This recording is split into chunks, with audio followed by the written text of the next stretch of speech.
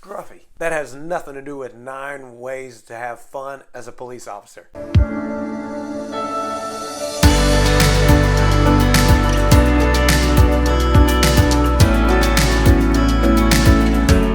Hi, my name is Scott. I've been a cop for a long time, and I gotta say, about the 5-year mark is when the newness of the job really started to wear off. And I got to thinking, wow, this is getting kind of boring at times. Why am I doing this? Can I last in this? And then the same emotions happened at the 10-year mark. And I really just have to focus on what is fun about the job, what is rewarding about the job. So in this video, if you're having doubts, or if you're just new and you want to know how to keep it fun, then this video is for you. So there's 9 ways to have fun on the job. The first one being, do what you enjoy and do what you are good at. If you are good at enforcing traffic laws for the safety of others to prevent crashes, then go out there and enforce traffic laws. Let's avoid the chicken scratch.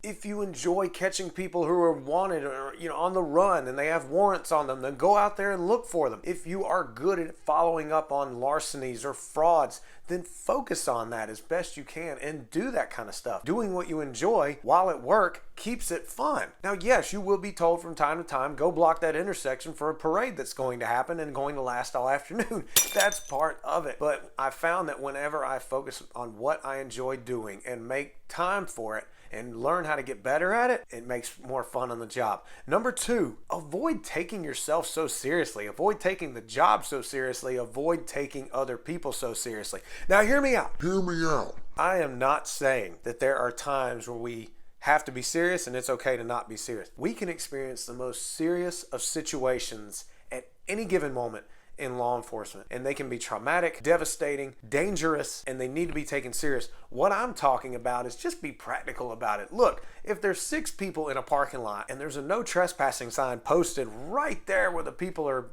trespassing, there's like 6 people, you don't need to roll up and be like, I'm a police officer and you are violating the law. How dare you violate the law? I'm a police officer here to enforce it. Just wait for backup. Try to avoid not rolling up there and being like, you're trespassing. It's against the law. I'm Officer Serious. Have a good night. Number 3, joking with your coworkers or pulling pranks on them. A bit of a disclaimer. Warning, jokes and pranks are to be done in a tasteful manner at appropriate times. If you get in trouble because of the nature of the joke/prank or fail to execute the duties of the job because you were busy trying to pull a joke/prank, that is on you, not the fault of LEO Motivation LLC. Humor can make the law enforcement officer's job and life more tolerable, but it is to be done to build camaraderie, not to tear down any individual or be a nuisance to the public. Now that you have heard the disclaimer, let me tell you a prank that I fall for all the time.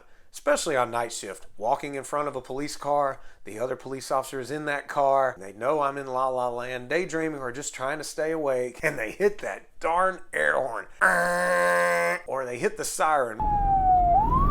It scares the crap out of me, and I end up almost throwing papers everywhere sometimes. The radio. No, I'm not saying being appropriate on the radio here and there. Asking some officer to go to another channel to talk to you on the radio, and then you never go to it at all. Disregard. Don't do that one. Do this one at your own risk. Hide in the back seat of someone else's car, and when they get in, you scream. Disregard. Don't do that one. Some departments will actually stage crazy calls for the rookies to respond to and then see how the rookie handles it. We still allowed to say rookie? Another prank is car A, car B, opposite ends of the intersection at night.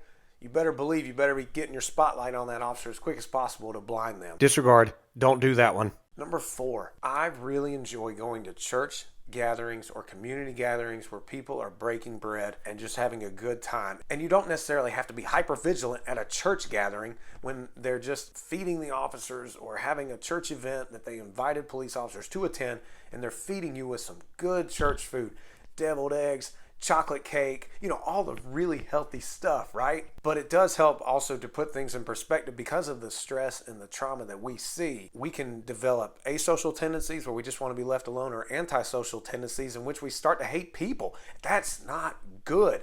So if you go to these events, not only will you get fed very well, but people are more relaxed and they're having fun. And you can get to know people who aren't criminals. They actually exist. Number 5, keep water bottles and toys in the trunk of your car. Here's what I'm talking about. When you come up on someone who's in dire need, say it's a hot day and their car broke down and they've been on the side of the road for an hour and there's still no help on the way for them, got some water for them. It will mean a lot. When you see a kid in the neighborhood who you know lives in a rough house where there is criminal activity constantly going on and that kid waves to you, hey, get out that toy in the trunk of your car, hand that toy to them. And believe it or not, I've done this for some, and they've actually ratted out when some of the people in the house had warrants. But seriously though, but it can mean a lot. It can be fun to see the smile on their face. It can also be rewarding when you hand someone a water bottle when they're really not having a good day, or they actually need something to relieve them of stress. Number 6, avoid talking about ending the shift or ending your career with that big R word known as retirement. Like I said, the newness of the job wore off around the 5-year mark, and then I found myself saying at the beginning of shift, oh man, I still got 12 hours of this crap. Or you could be getting close to retirement, saying 10 years, and you say, man, I got 10 years till I can retire. Here's what I learned while researching for my book, Mental Health Fight of the Heroes in Blue. The link is below. You can get it. Dialogue in ourselves and our mindset is very crucial. So when I walk into a shift and I say, man, I got 12 hours of this crap, I'm setting myself up for a bad mood, a bad shift. When you dwell on however many years till retirement, it can set up a negative mindset, but also your mind will just focus on surviving until retirement, and you can be at risk of not looking for the opportunities and the things that are fun within the job. Number 7, goals. You'd be surprised how much more of a fulfilling and fun career you will have if you have goals in it, rather than just coasting along, waiting till you're later in life when you can retire, but then you run the risk of living maybe the average of 10 years that most cops do after retirement. So have goals. It is a fact when we are working towards goals, our brains release dopamine, which is a feel-good chemical within us. So you actually feel good when you're working towards something. So when you're coming in for a weekend on night shift, you want to catch 3 or more people who have been driving while impaired, then make that your goal. 6 months down the road, you want to be promoted to training officer after hopefully having a few years of experience, then work on that and become a training officer. Do you want to get promoted within 1 or 2 years after already being there for a few years or more, depending on what your department says? Then work on that. Goals can help keep the job fun.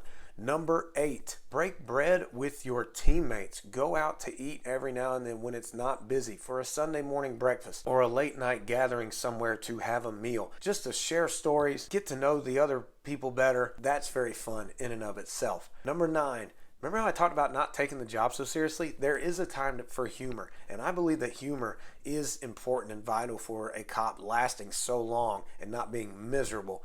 Number 9, I would definitely have to say, when it comes to humor, watch Mike the Cop and Officer Daniels online. Show them at roll call. You want to laugh? Set the tone for the shift.